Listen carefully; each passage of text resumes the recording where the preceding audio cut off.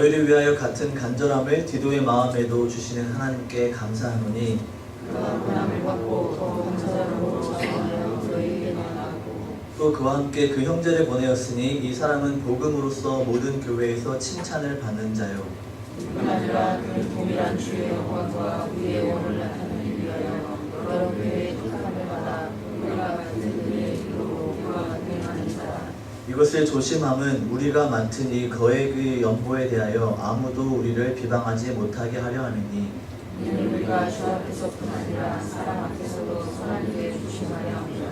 또 그들과 함께 우리의 한 형제를 보내었노니 우리는 그가 여러 가지 일에 간절한 것을 여러 번 확인하였거니와 이제 그가 너희를 크게 믿음으로 더욱 간절하니라. 기도로 말하면 나의 동료요 너희를 영나이 다니시라요. 우리 형제들을 원하면 여러 교회의 사자들이요 그리스도의 영광이니라. 함께 읽겠습니다. 그러므로 너희는 여러 교회 앞에서 너희의 사랑과 너희에 대한 우리 자랑의 증거를 그들에게 보이라. 지난주에 우리는 바울이 고린도 교회에게 고난과 가난으로 매우 힘들어하고 있는 예루살렘 교회 혹은 예루살렘 교회가 아니더라도 다른 초대에 있었던 그런 교회들에게 연보를 해야 했으면 좋겠다라고는 마음으로 이렇게 권면했던 장면을 볼 수 있었습니다. 그리고 이 이야기를 듣기 앞서서 디도를 만난 사건이 있었죠. 그 디도를 만난 사건에 대해서 우리는 생각하게 되는 것이 있는데 영적인 동역자 혹은 자신의 영적인 아들처럼 생각했던 것을 생각해 보았었습니다. 여기서 오늘 지난번에 연보를 했으면 좋겠다, 곧 헌금을 모아서 다른 사람들을 도와줬으면 좋겠다 라고 말했었는데 그것에 이어져서 자기와 함께 했던 바울과 디모데와 함께 했던 동역자들이 누구인지에 대해서 이야기를 하고 있고 또 그 사건을 통해서 디도를 만나고 또 그 형제 두 명이 나오는데 그 두 명을 보낸 사건을 통해서 우리가 어떻게 더욱더 간절한 마음을 가지고 이 일에 동참해야 되는지를 더욱더 강력하게 권면하고 있는 것을 볼 수 있습니다. 더불어 또 한 가지는 바울이 중간에 나오지만 거액의 연보가 이제 중간에 언급이 되죠.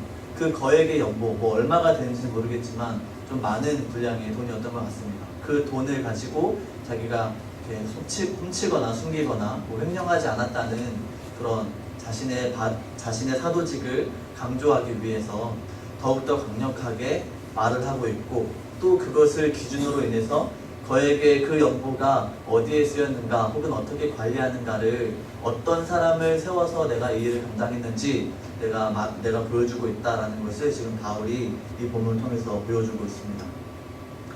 지금까지 8장의 말씀과 그리고 다음 주에 보게 될 9장의 말씀이 연보에 대한 말씀이기 때문에 제가 지지난주에 이렇게 말씀드렸었는데 헌금, 곧 헌상에 대해서 어떠한 태도로 우리가 헌금해야 되는지 말씀드렸습니다. 그래서 지금 이 8장이 그리고 9장까지 이어지는 이 내용의 중심 내용을 말씀드렸기 때문에 오늘은 조금은 몇 가지의 이야기들을 좀 나누고 싶은데 그것이 바로 동역자라고 하는 주제입니다. 총 지금 오늘 읽었던 본문 16절부터 24절까지의 본문에는 3명의 사람이 나타납니다.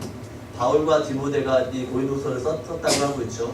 물론 주된 저자는 바울인데 그 나머지 사람 디도와 그 나머지 2명의 형제에 대해서 같이 생각해 보면서 동역자에 대한 좀 주제에 관한 이야기를 나누고자 합니다. 우리 18절과 16절과 17절 말씀을 같이 한번 읽어보겠습니다. 같이 시작.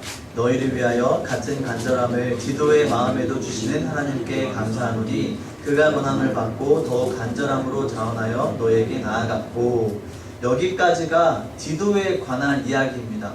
말씀을 보니까 너희를 위하여 같은 간절함을 디도의 마음에도 주시는 하나님께 감사한다 라고 말하고 있습니다. 또 이어서 17절에 보면 그가는 디도로 말하겠죠. 그가 권함을 받고 더욱 간절함으로 자원해서 너에게 나아갔다 라고 이야기하고 있습니다. 다시 말하면 바울이 고린도 교회를 위하는 마음, 바울이 생각하기에 내 마음보다 더욱더 간절하게 너희를 위해서 너희를 찾아갔다, 너희를 만나러 갔다, 너희를 지도하기 위해서 갔다 라고 하는 말이죠. 바울의 동역자, 오늘 본문에서의 첫 번째 동역자는 바로 디도라는 사람인데 전에도 한번 말씀드렸었지만 디도는 바울의 영적인 아들처럼, 디모데와 같이 영적인 아들처럼 생각했던 사람이었고, 또 영적인 그 교제를 충만하게 누리는 사이였기 때문에 디도가 이렇게 고린도 교회를 맡는 데 있어서 바울은 굉장히 흡족했을 것입니다. 그래서 디도를 보내는데 조금도 거리낌이 없었겠죠. 그 디도의 특별한 그 마음이 무엇이라고 표현되고 있습니까? 더욱더 간절함을 가지고 너희에게 자원해서 나아갔다라고 하는 것이죠. 동역자의 특징을 볼 수 있습니다. 디도라고 하는 사람 자체만, 우리가 자체도 중요한 것이지만 이 디도가 가지고 있는 그 마음, 그 하나님을 향한, 또 복음을 향한, 또 교회를 향한 그 마음이 얼마나 뜨거웠는지를 생각해 볼 수 있겠습니다. 여러분, 디도를 지금 이야기하고 있는데 바울이 원래 고린도 교회를 어떻게 생각했던 사람입니까? 흔히 우리가 말하듯이 눈에 넣어도 안 아플 존재, 자식이지요. 그 자식과 같이 고린도 교회를 생각했던 바울이었습니다. 그래서 고린도 교회가 하나님 말씀대로 잘 행하고 있으면 바울은 아낌없이 칭찬을 했고, 내가 너희들이 그렇게 살고 있는 얘기를 들으니까 참 기쁘다라는 이야기들을 많이 했습니다. 또한 데살로니가 교회를 통해서도 그런 이야기를 했던 것을 우리는 볼 수 있죠. 그런데 고린도 교회가 잘못했을 때는 어떻게 했습니까? 괜찮아, 그래도 돼 라고 이야기했습니까? 그렇지 않았죠. 그렇게 하지 않고 오히려 책망하고 훈계하고 꾸짖었습니다. 여러분, 지금 여기 이곳 가운데 자식이 있으신 분들이 많이 있으시지요. 저는 아직 없어서 잘 모르겠는데, 자식이 잘못할 때 여러분 어떻게 하십니까? 고쳐지기를 바라는 마음이 있으시죠. 근데 그것이 방법은 다를 것 같습니다. 어떨 때는 그냥 알지만 참고 넘어갈 때가 있고, 또 어떨 때는 못 참고 화를 낼 때가 있고, 또 어떨 때는 참으면서 차근차근 이성적으로 하나씩 자, 첫째 네가 이거 잘못했고, 둘째 네가 이거 잘못했으며, 셋째 이거 네가 잘못했어, 그러니 네가 맞아야 돼 라고 이렇게 설명할 때도 있죠. 이렇게 잘못했을 경우에는 반드시 꾸짖어야 되는 것이 필요한 것입니다. 물론 때로는 감정적으로 잘못할 수도 있겠죠. 그런데 제가 어머니한테 많이 맞아봐서 아는데, 맞아도 어머니의 사랑을 압니다. 사람은 아무리 어려도 영적인 존재고 감정적인 존재이기 때문에 자기에 대해 갖고 있는 그 부모의 마음을 모르는 사람은 없을 것입니다.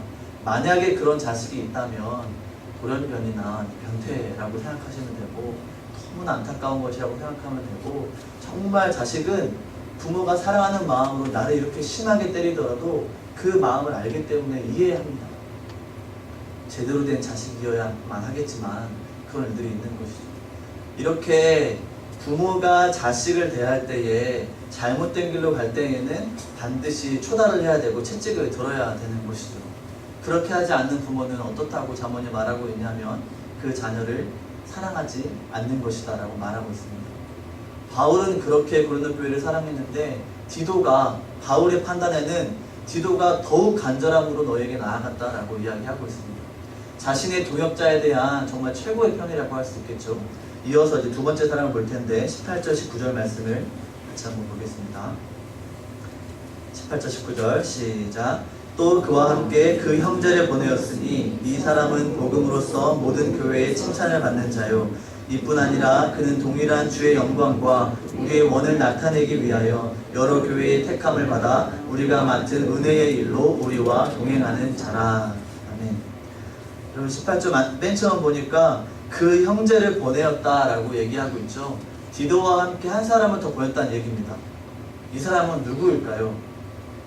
사도행전을 생각해보면 누가, 혹은 마가, 혹은 바나바, 혹은 또 다른 어떤 사람이 될 수 있습니다. 그래서 성경학자들은 이게 누구인지에 대해서 여러 가지 이야기들의 그런 견해를 내고 있습니다. 곧 결론이 무엇이겠습니까? 누군지 모른다는 얘기죠. 이름을 알 수 없습니다. 그냥 그 형제입니다. 첫 번째, 그 형제 1 이렇게 생각하시면 되는데, 누군가가 중요한 게 아니라 아까 우리 방금 본 것처럼 디도가 어떤 사람인가를 방금 보았죠. 이 형제가 어떤 사람인지를 보는 게 중요할 것 같습니다. 18절에 보니까 이 사람은 복음으로써 모든 교회의 칭찬을 받는 자라고 말하고 있습니다. 다른 것이 아니라 복음으로써 복음 때문에 칭찬받는 자라고 합니다.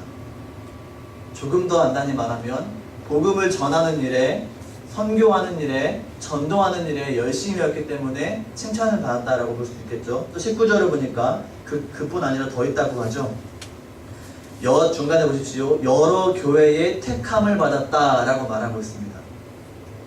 한 교회도 아니고 여러 교회를 말하고 있는데 그 이유가 무엇이냐면 그 사람은 검증된 사람이다 라고 하는 것이죠. 그냥 그 한 교회에서 어떤 한 부분에서 혹은 한 지역에서 뛰어난 사람이 아니라 복음을 전파하는 데 있어서 굉장히 탁월하고 훌륭한 사람이었다라는 것이 입증된 것입니다. 또 뒤에 보니까 우리가 맡은 은혜의 일로 우리와 동행하는 자라 라고 말하고 있죠. 동행했다고 말하고 있는데 여러분, 우리가 누군가와 함께 동행할 때 마음이 맞지 않고 뜻이 맞지 않고 기호가 맞지 않고 하면 동행하는 게 쉽습니까? 어렵습니까? 어렵죠? 런던에서 우리나라 오는데 가장 빨리 오는 방법이 뭘까요? 펜싱 경기요? 런던 올림픽을 기억하시면 그렇게 하시겠지만 빨리 오는 방법은 가장 사랑하는 사람과 가장 친한 사람과 같이 오는 게 빨리 오는 방법이죠. 다른 게 아니죠. 물론 비즈니스석을 타고 오면 더 빨리 올 수 있겠는데 원래 우리의 심정과 우리의 그런 상황을 돌아보건대 시어머니와 같이 온다고 생각해 보십시오. 좋으실까요? 아니겠죠.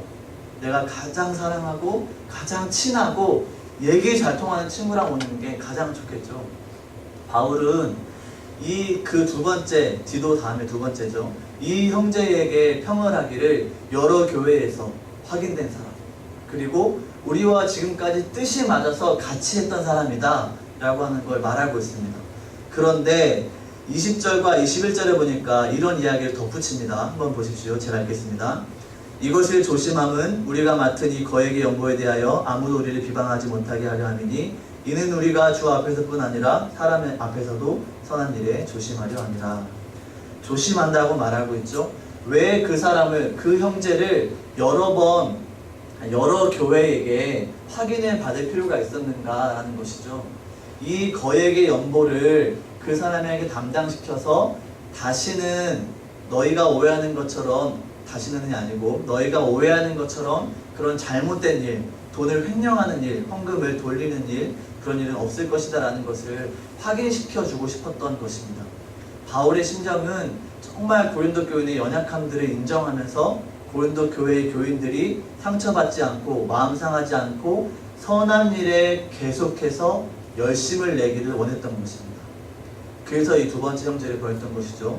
마지막으로 세 번째 사람이 등장합니다. 22절 같이 읽어보겠습니다. 시작. 또 그들과 함께 우리 한 형제를 보내려노니 확인하였거니와 이제 그가 너희를 크게 믿음으로 더욱 간절하니라. 아멘. 세 번째 형제도 이름이 안 나와 있죠? 모릅니다. 누구인지 알 수 없고 나중에 하늘에 올라가서 물어보면 될 것 같습니다. 이 형제도 특징이 있죠. 여러 가지 일에 간절한 것을 여러 번 확인하였다고 합니다.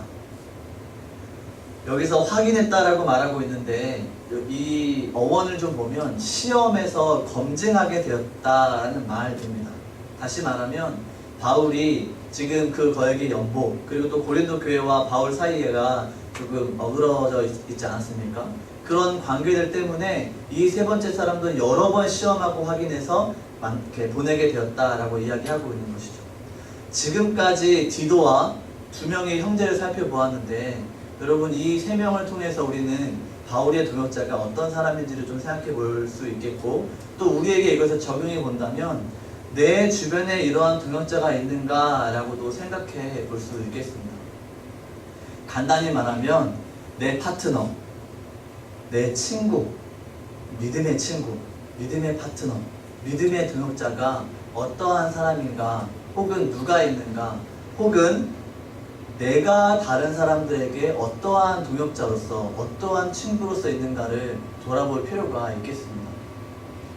제가 오늘 이 시간에 이 본문을 통해서 이 동역자에 대해서 주제를 가지고 말씀드리겠다 했는데, 여러분 이것이 제 몇 가지를 말씀드리겠는데, 이런 것들이 여러분에게 시금석이 되어서 작용했으면 좋겠습니다. 하나님께서 우리에게 성경을 통해, 그리고 성경에 나오는 많은 인물들을 통해서 우리가 어떤 사람이 되어야 하는지, 그리고 우리의 지체들, 동역자들, 친구들이 어떤 사람이 되어야 되는지를 계속해서 말씀해주고 있는 것으로 받았으면 좋겠습니다. 제가 말씀드리고자 하는 첫 번째는 무엇이냐면, 우리는 이런 동역자가 되어야 하는데 하나님을 경외하는 동역자가 되어야 하겠습니다. 그 이유는 너무 간단하죠. 하나님을 섬기느냐 혹은 하나님 아닌 다른 것을 섬기느냐, 그것은 둘 중에 하나이지 둘 다가 될 수 없죠. 하나님을 경외하는 사람은 당연히 다른 것을 섬길 것이고, 다른 것을 섬기는 사람, 곧 우상을 섬기는 사람은 하나님을 섬길 수 없을 것입니다. 이것은 절대 혼합될 수도 없고 따로 떨어져가지고 분리되어서 이것이 같이 섞여가지고 여기 갔다 저기 갔다 할 수 없는 것이죠. 반드시 그 하나의 신, 그것만 섬기게 됩니다.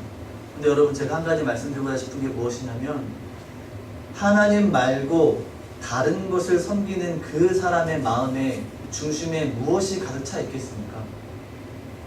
여러분, 우상을 섬기는 이유가 무엇이지요? 자기 자신의 유익을 위해서, 자기 자신의 이익을 위해서 우상을 섬깁니다. 이스라엘 백성들이 우상을 섬겼던 이유가 무엇입니까? 자기가 양치는 것들이 잘 되고, 혹은 농사 짓는 것들이 잘 되고, 내가 자식을 많이 낳고 더 많이 낳아서 부자가 되고 또 자식 부자가 되는 그런 일들을 꿈꾸는 것 아니겠습니까? 결국은 우상을 숭배하는 것, 하나님을 믿지 않는 것, 하나님을 경외하지 않는 것은 곧 자기 사랑으로 귀결되고 맙니다. 하나님을 경외하는 자가 아니라면 곧 자기를 사랑하는 자이고 자기를 섬기는 자밖에 될 수 없다는 것이죠. 제가 성경 통해서, 전체 성경을 통해서 가장 좋아하는 단어가 몇 개 있는데 그 중에 하나가 경외라고 하는 말입니다. 우상을 섬기지 않고 하나님을 경외한다. 그 말은 무엇이냐면, 하나님을 너무도 사랑해서 그 사랑으로부터 나오는 하나님에 대한 두려움이라고 말할 수 있겠습니다. 하나님을 믿지 않는 사람이 하나님을 사랑할 수 있겠습니까? 그럴 수 없겠죠. 하나님을 사랑하는 사람이 우상을 섬길 수 있겠습니까? 그럴 수 없겠죠. 하나님을 경외하는 자만이 우리의 동역자가 될 수 있는 것이고, 또 내가 그러한 동역자가 되어야 되는 것입니다. 그리고 두 번째 제가 말씀드리고 싶은 것은 무엇이냐 하면, 첫 번째로 인한 당연한 결과인데, 성경 말씀과 책을 가까이 하는 사람을 우리의 동역자로 삼아야 하겠습니다. 여러분, 금묵자흑이라는 말 아시죠?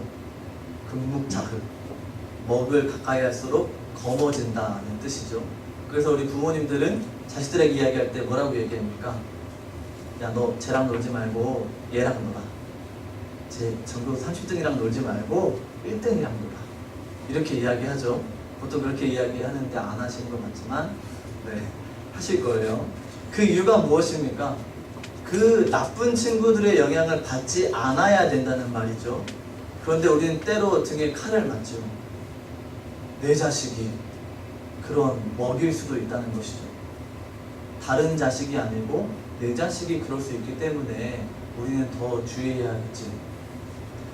책을 많이 읽고 성경을 가까이 하는 사람에 대해서 제가 지금 말씀드리고 있는데, 여러분, 그냥 그 행위 자체를 하는 사람이 올바르고 좋은 동역자라고 제가 말씀드리고자 하는 것은 아닙니다.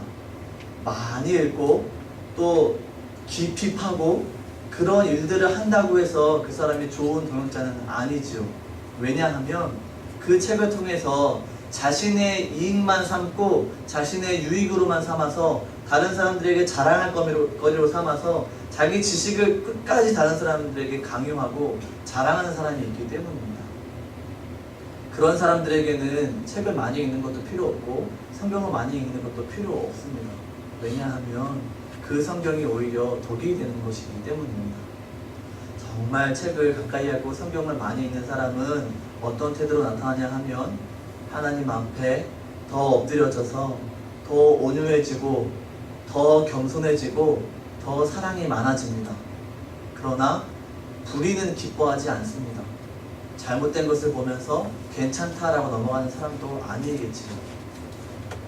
책을 많이 읽고, 이 책도 이제 양서를 가리키는 말인데, 이 책을 많이 읽는 사람은 정말 하나님 앞에서 더욱더 엎드려져서 하나님을 찾는 사람이 될 수밖에 없습니다. 그렇게 되지 않는다면 헛것이 되고 맙니다.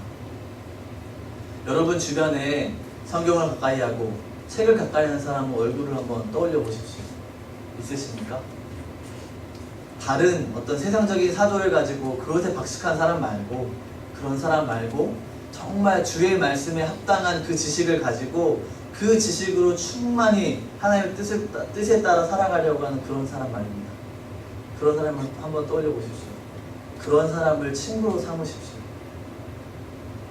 다른 사람, 나랑 친한 사람, 나랑 기호가 맞는 사람, 나랑 어떤 운동 경기를 좋아하는, 같은 운동 경기를 좋아하는 사람, 나랑 같이 음악에 대해서 얘기할 수 있는 사람, 그런 사람들 가까이 하지 마시고, 나쁜 거 아닙니다. 그러나 그런 사람들보다 우리가 더 동역자로 삼고 친구로 삼아야 하는 사람은 하나님을 가까이 하고 성경을 가까이 하는 사람이어야 합니다. 그리고 내가 다른 사람들에게 그런 사람이 되어야겠죠. 제가 마지막으로 한 가지 더 말씀드리고자 하는 것은 이것입니다. 어떤 동역자를 만들어야 하나, 우리가 어떤 동역자가 되어야 하냐, 이것은 경건한 말과 경건한 행동을 하는 사람을 동역자로 삼으시고, 또 우리가 그렇게 동역자가 되어야겠습니다. 데이빗 브레너드라고 하는 사람이 18세기에 있었던 선교사였는데, 그 사람이 이런 말을 했습니다. 제가 뭐 토시 하나 틀리게 인용할 수는 없고요. 그 사람이 무슨 말을 했냐면, 나를 하늘의 임재 가운데 있게 하지 않는 모든 대화는 그 시간이 아까워서 견딜 수가 없다 라고 이야기했습니다. 이해되시죠? 경건한 대화를 할 수 없는 사람과 시간을 보내는 게 얼마나 지루하고 재미없고 시간 낭비인지 모릅니다. 저도 이제 전도사로서 여러 이제 친구들을 만나게 되면 많은 이야기 합니다. 뭐 야구 이야기도 하고요, 뭐 신학교 이야기도 하고, 또 교수님 이야기도 하고, 우리 뭐 먹을까 30분 동안 고민하고, 이런 것도 합니다. 똑같이 하죠. 그런데 제가 그 친구들을 만나는 이유는 사실 단 한 가지입니다. 내가 믿고 있는 하나님과 그들이 믿고 있는 그 하나님의 그 동일함을 확인하면서 더욱더 믿음의 강건함에 내가 더 세워지게 되고, 또 내가 몰랐던 하나님에 대해서 알게 되어지고, 또 그들이 알고 있는 그 여러 가지 또 정보들이 있겠죠. 하나님에 대한 정보 혹은 교회에 대한 정보들이 있겠죠. 그런 것들을 통해서 내 경건에 유익이 되기 때문입니다. 제가 몇 달 전에 예로 들었었는데, 그 초등부에서 사도신경 가르칠 때 제가 말씀드렸던 것인데, 그런 일례라고 말씀드렸던 것인데, 우리가 매번 교회에 모여서 공부를 하는데, 사도신경 공부를 하는데 간식으로 칸초를 사왔다. 기억나십니까? 칸초를 사왔는데 이제 간식을 먹고 이제 공부를 해야겠죠? 근데 우리가 칸초에 너무 깊이 빠진 겁니다. 그래서 칸초를 보면서 일단 꽉부터 너무 예쁘죠? 네모나고 너무 예쁘잖아요. 분홍색으로 이렇게 알록달록 이렇게 그림들도 있고, 그것을 보면서 아름답다라고 칭하면서 박스를 뜯고 봉지를 뜯었더니 세상에 이런 동그랗고 예쁜 과자가 있을 수 있나? 라고 하면서 너무 감탄하는 거죠. 그래서 어디까지 갑니까?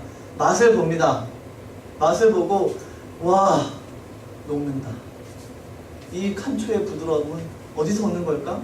하면서 계속 칸초 그 과자 하나에 대해서 1시간 동안 이야기하고 집에 갑니다. 지금 뭐 한 겁니까? 칸초교를 섬긴 거죠. 예수교, 그리스도교, 기독교, 우리 이렇게 믿고 있는데 칸초에 대해서 계속 이야기하다 가는 거죠. 여러분, 칸초 이야기 하지 말라는 게 아닙니다. 우리 수련회 갔다 온 이야기도 충분히 할 수 있고 재밌게 할 수 있는 거예요. 그런데 우리의 대화 가운데에 있는 게 정말 중심을 잡고 있는 게 무엇이냐라는 것이죠.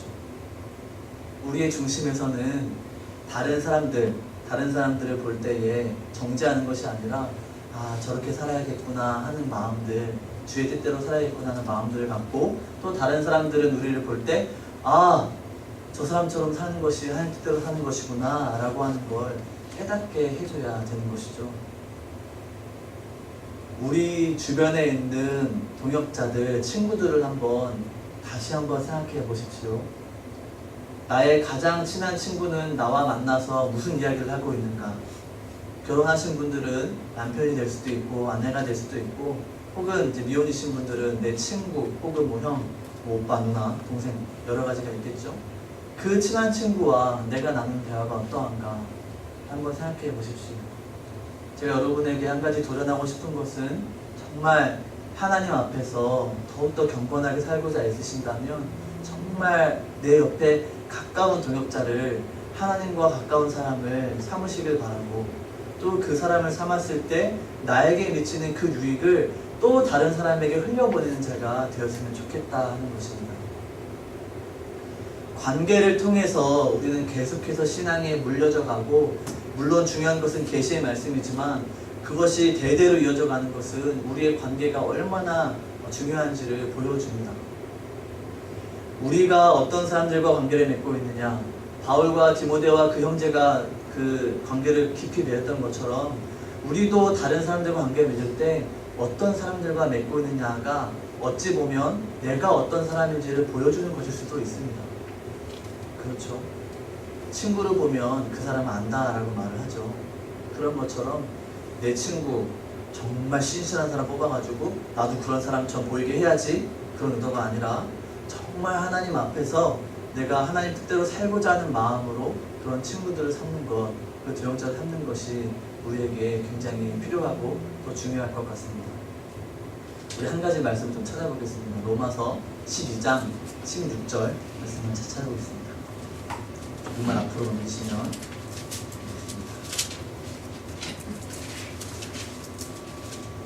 로마서 12장 16절 말씀입니다.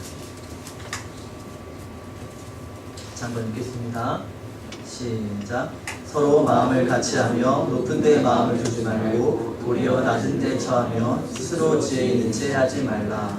아멘. 앞에 보면 서로 마음을 같이하며 라고 말하고 있죠. 여기서의 마음은 우리의 감정이나 느낌을 말하는 게 아닙니다.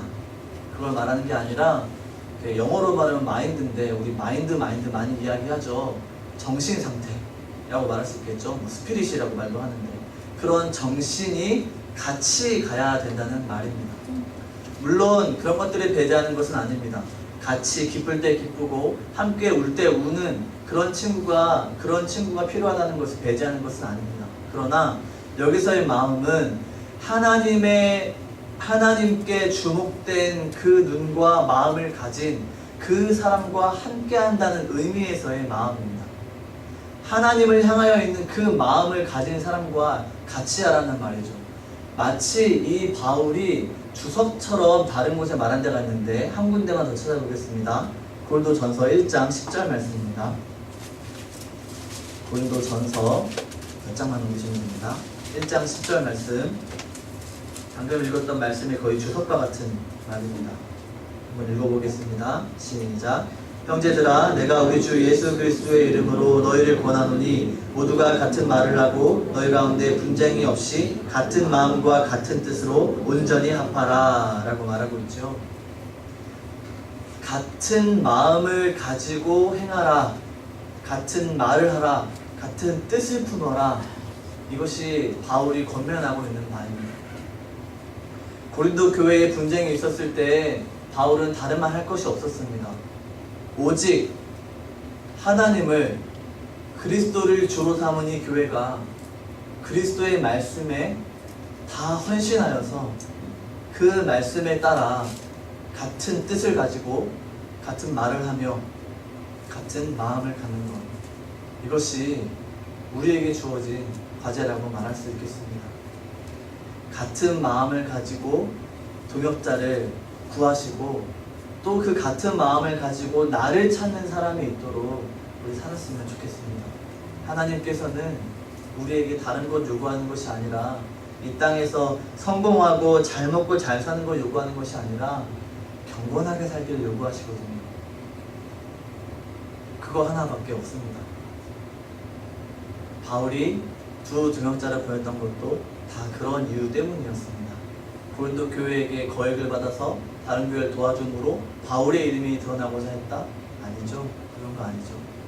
그런 것처럼 우리도 늘 바울과 같이 또 디도와 같이 두 형제와 같이 다른 사람들에게 그런 좋은 동역자가 되고 또 다른 사람들 나와 정말 함께할 만한 좋은 동역자가 있는지를 살펴보시고 삼으셔서 하늘나라에 가기 전까지 우리 죽기까지 계속해서 경건하게 살아가는 데에 힘쓰시는 여러분이 되시기를 주의 이름으로 부탁드립니다.